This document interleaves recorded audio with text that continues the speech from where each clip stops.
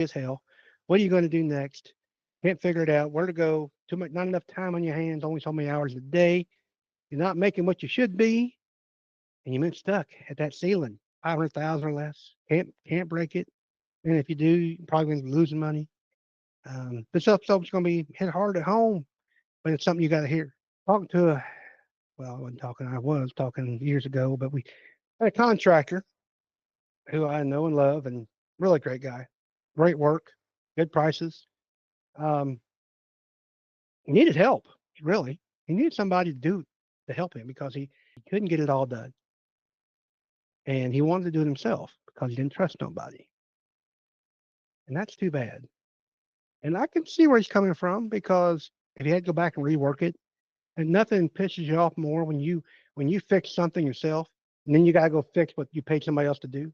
You ever thought about that? And I'm sure you've been there. And couldn't get above that line because that sales line. Why? Well, he can only bill so much, and he only bill for his time. Then the help that he did get wasn't worth a damn, in my opinion. But that being said, at least it was help, could hand him something, but he couldn't turn the guy loose. So in a way, yeah, he's making it a little more efficient, but if, and he was getting the guy wasn't in the way. Don't get me wrong, but damn, it's like paying now. You're paying two people, yourself and him, to do one job. That ain't very efficient either. When it comes down to it, he had to change his mindset that he's going to hire some good people. Now maybe he thought he couldn't afford somebody good. I don't know. We talked about it, and you can only talk to somebody till you're blue in the face, and they're not going to change. Not going to change. Um, they don't work with me anymore, and it is what it is. But as you grow, your subs have to grow with you, or your people have to grow with you. However you're set up, you got to grow because if you want to break that limit, that ceiling, you have to spread out the work. We talk about delegation, whatever you want to call it. You're giving responsibility to somebody else to go do that job, and you don't have to watch over their shoulder. Period. That's what we're talking about. So how are you going to do that? What's holding you back from breaking that $500,000 mark, whatever it is? Because if you don't grow your sales, inflation is going to get you. You don't get to increase your own money. You don't even get to increase your own salary if it's that's how you're set up. What's holding you back? Well, we already talked about a few of them, but mainly you're still swinging that hammer, or you're still gluing that pipe, or hell, running that wire. Whatever it is, you're still doing it, and you got to get somebody else out there doing it for you. Pay him well. I have another friend. He has a great philosophy, and I do like it a lot. He overpays his guys, and the guys know it, and they know they're not going anywhere else to find a better price. He takes good care of them. He empowers them. He sends them to other job sites to prep. He's got his crews. He's got his crews set up about their with their expertise. For example, he pours concrete, and those guys go up and prep, and you'll have another set of guys come in behind them and do the other stuff, and just they keep rolling, rolling, rolling. He couldn't do that by himself, and he sure the hell can't do it by going and checking on it all the time himself. He has people he depends on, but he pays for them, but he doesn't pay as many of them because he's got good guys that can do the work. And sometimes, in my example earlier with my plumber, hell, if he paid a guy twice of what he's paying, call him a name, his other worker, who wasn't very good, but he can get the sales out of the guys, you can justify it. If you got a good reputation, you can justify a lot of things with your expenses. And time is money. And you know that, and I know that. If everything's dependent on you, your growth isn't available. That's my grandson. See, I get to work at my own leisure and watch my grandchildren. Hmm? Now, I got guys out there doing my work, but this ain't what that's about today. We're going to come back into the story. You got to be able to scale. You want to break that 500,000? Got to scale. You got to have people and tools and whatever it is. If you're hiring that expensive guy now, good for you. If you want to get more out of him, get him some good tools, whatever it is. But you got to scale. You got to break that thing. And if he's being worked to death, and not worked to death, but you know what I mean. If he's getting behind just because you got some more sales and you got workers, Hire another.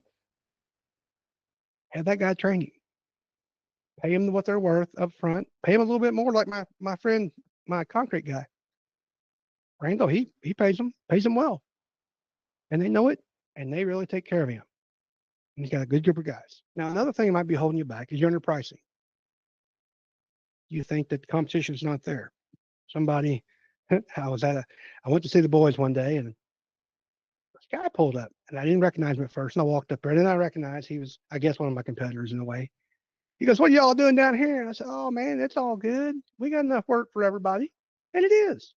You got enough work out there for everybody. Times are times tough? I guess times could always be tough. But you gotta make sure you make money. You gotta make sure you're doing it profitably. You can be on I like to talk about being in the middle pricing. But get your reputation up where you can pay premium. Or somebody's gonna wait for you. You do such a good job, somebody's gonna wait a couple weeks till you're done with the other job. They understand that to come in. Now, if you're a plumber with emergency services, that's one thing. If you're a concrete guy and you just got work to do, or electricians and so forth, there's a lot of different ways. And I don't mean that what I'm talking about covers everything. You got to make decisions on based on what you have.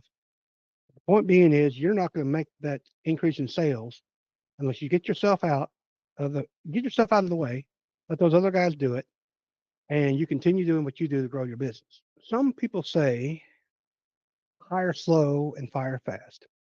And I ultimately actually agree with that. What that means is take your time, get the right person, let your teammates talk to them, interview them, kind of show them around. Then ask later what your crews, hey, what do you think of so and so? They got to work with them. You don't. Can they do the job? You know, even give those guys a few questions to ask him if you want. I say him, it could be a lady. It don't matter. But being that said, you want to make sure that you have the right person on your team. Make sure you got your goals in your mind, your goals, your vision.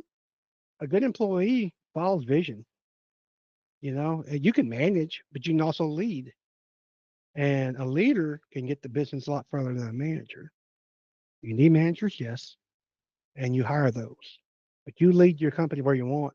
Be able to express that vision to your people. But that's going to get you above that breaking point, that ceiling that we're talking about. The last thing that could be holding you back, and probably is your lack of financial clarity. And what's that mean? Well, study those income sheets.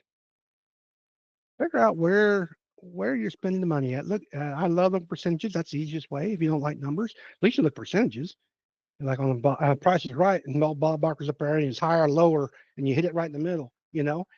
If that number's higher than it needs to be, we're going to play ass backwards. You need to bring it down. That's just the simplest way I can make things up. People talk about budgets.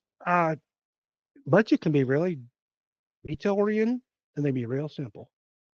I like to make them real simple because I've had people that just didn't quite understand them. So I'll just abbreviate the budget thing before we go on. You have a number of sales you're going to make. If you want to break that 500,000, then you need to be at 600,000. And what's the profit related to that? Then you take a percentage of that. Say I want to make 20% of that profit. We take your 600,000 minus 20%, and that's the amount of money you get to spend. And you got an idea from your income statements what goes where, and play that percentage game and lay it out. Eventually, you'll become a budget expert. But the point being is, don't spend over this amount of money. And if you do, then figure out why and how you can cut it back, what you need to do to make it happen. It's not hard. We make it harder than it needs to be. I want you to imagine you got those budgets in place. You've hired the right people who can get along with your team, who become part of your team. You've raised your prices, at least raise them based on the cost of living, 3%, 5%, whatever it is. You've raised your prices. You've improved your systems. You're getting more done with the same amount of work, whether it be equipment or time. You're getting more sales. You're getting more. You want to look at the sales, and you're looking at sales per employee, how you're growing that, where you're at now. And then the best part is, look at it, you're not in there doing the work. You've delegated, you have a team going out, and you're doing the things that grow your business. Now, if you're struggling with that stuff today, and you'd like to talk about how you can break through, I want you to listen down there at the bottom. There's a show note there and click on it for your free breakthrough session. We'll talk about how you break through. We'll figure out what your cost is per employee. We'll figure all good stuff out. You know, it's free. We'll make it happen. And best yet, also join our Facebook group, Hard Hat and CEO, where you get those daily inspirations and ideas that you can share with other guys and ask them what they're doing. They give you input too. That's part of being a group. You all, it's been a great day.